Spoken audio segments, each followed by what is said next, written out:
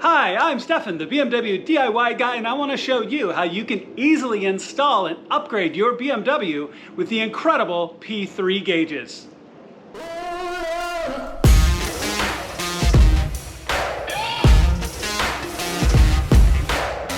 Alright, so if you're an enthusiast like me, you're always looking to supplement the information you can see in your car. Oil temperature, intake temperatures, all of those important critical elements of your car. If you're pushing it a little bit harder, taking it to the track, or just an enthusiastic day out on the road.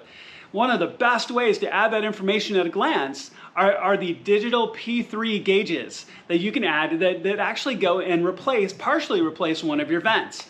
Now, I got these from Kies Motorsports. The install is really simple, and I want to walk you through the whole process of how you can add these to your car.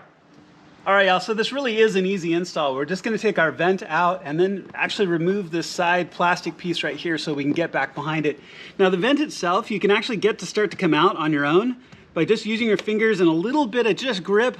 Be careful as it starts to give way that you pull it out very gently, okay? So it comes out just like that. And go ahead and set this aside. After this, we're gonna take this inside because we need to take the trim off and a couple of other pieces off. The other thing you're gonna wanna do is take out this side piece right here. Now that the vent is out, you can actually just reach your fingers from the inside. You can also use a plastic trim piece to get in behind it.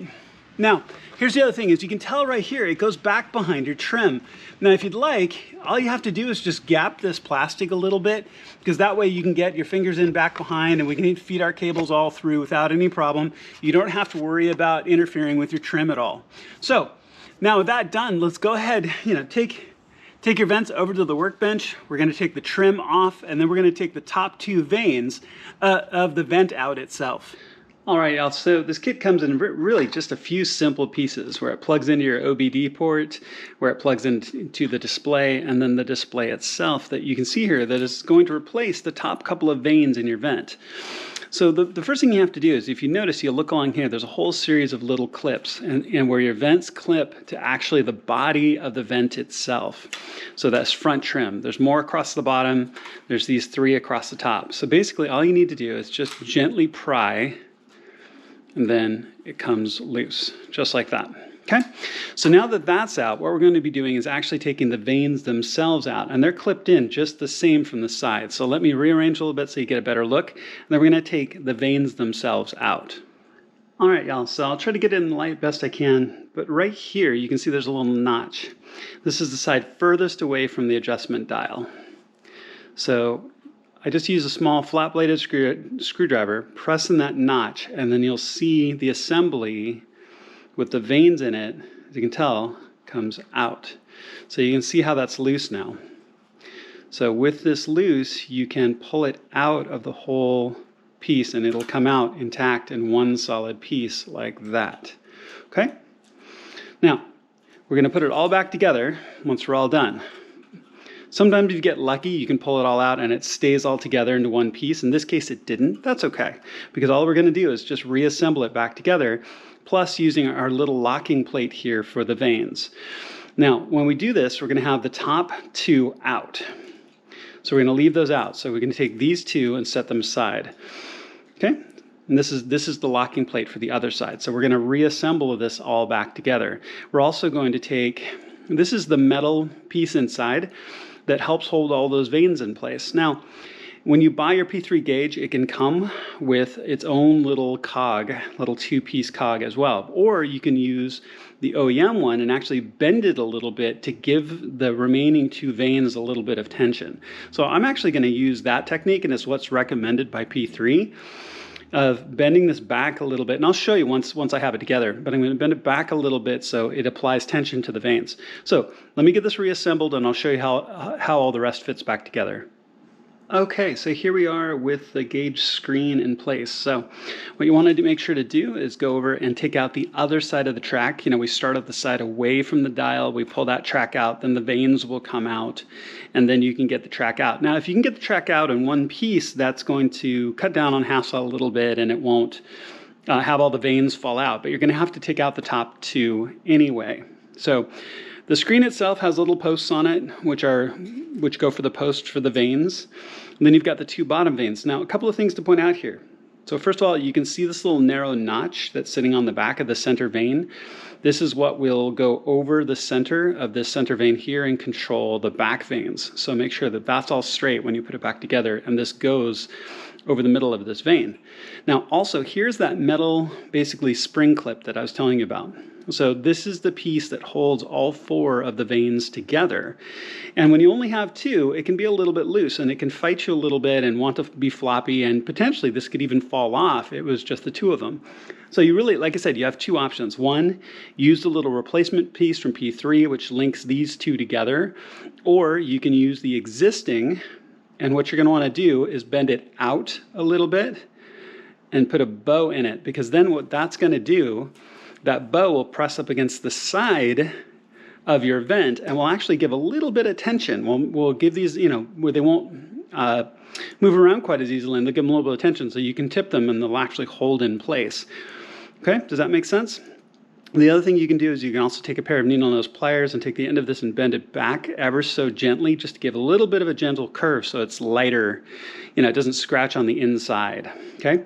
But I'm holding it all into place right here with my fingers to hold the side pieces in, to hold the screen in, and to hold the vanes in place. But other than that, it's ready to go and can be slid back into the vent. So when you do so, you just slot in the side pieces here and here and here and here and get it all just to slide nicely back into place.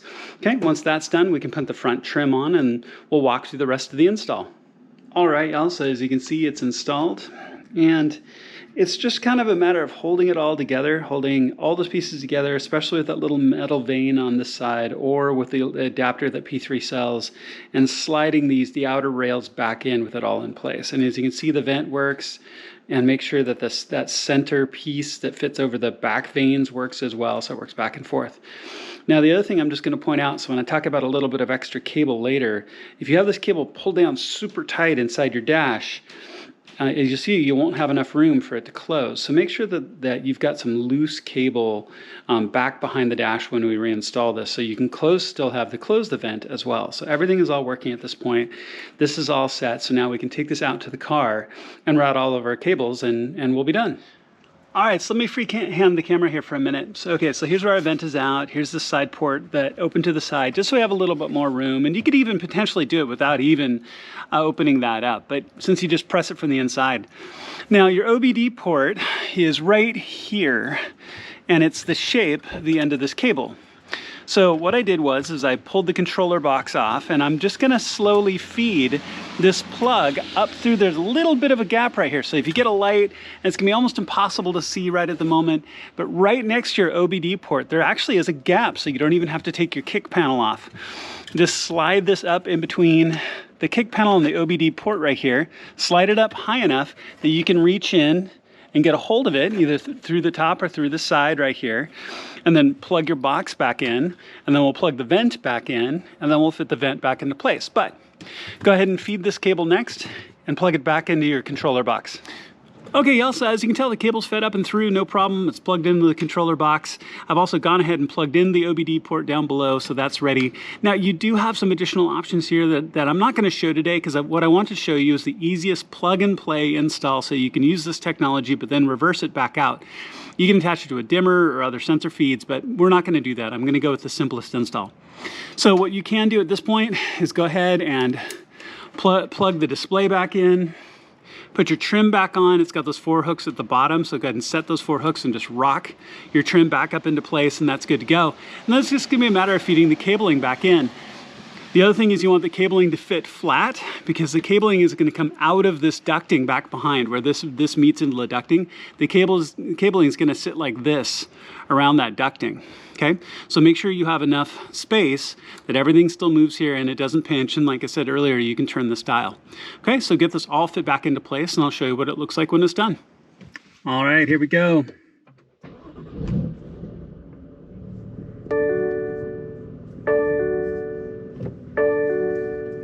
So you can see the display fire right up. You can go through all of your options. So IATs, which are going to be really, really good to look at your intake temperatures and all the different options that you got here. And you can, as you can see, it's working, which is really cool. Oil temps, RPM, 0 to 60, there really is a tremendous amount of functionality. So you can see throttle in this case.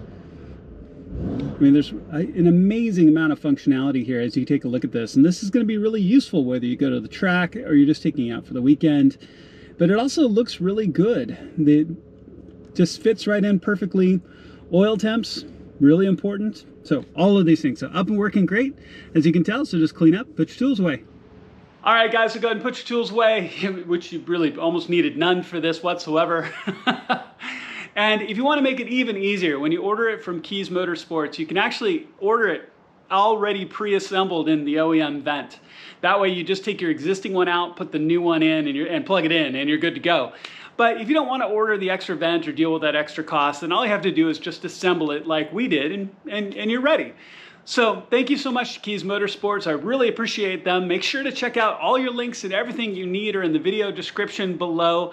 Please click subscribe and the little alarm bell. It makes a huge difference to my channel as I have a ton of projects coming, and I'll see you on my next video.